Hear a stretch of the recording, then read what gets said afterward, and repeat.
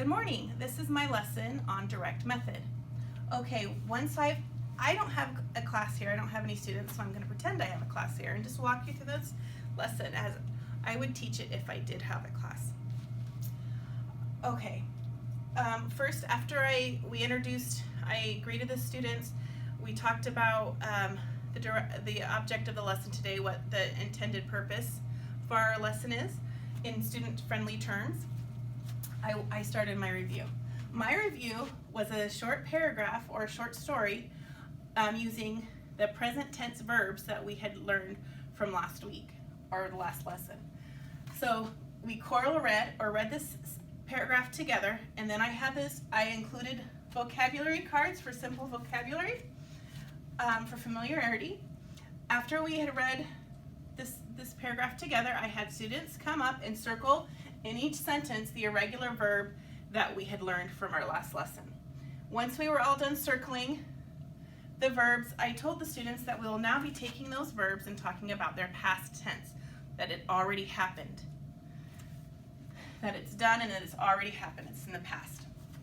So we did that I created several sentence frames.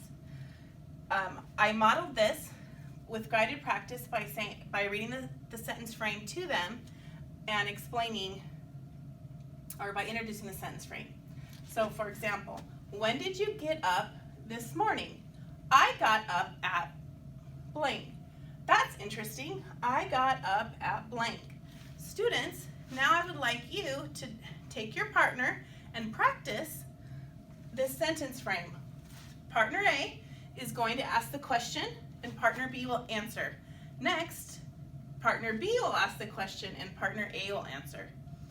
And that's how the students had student discourse together in pairs, and then they went to the next question.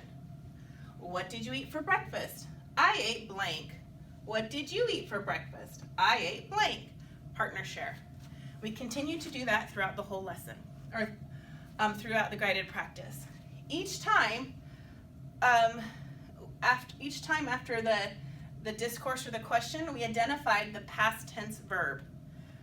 And then I wrote it right here in our word bank. Once we've collected our word bank of all the words that were introduced today, got, ate, began, forgot, gave, and heard, I then instructed the students that we will now do a student interview for our commutative practice. So I gave each of them this piece of paper, and they took turns interviewing each other. I then walked around the classroom and helped when I needed to,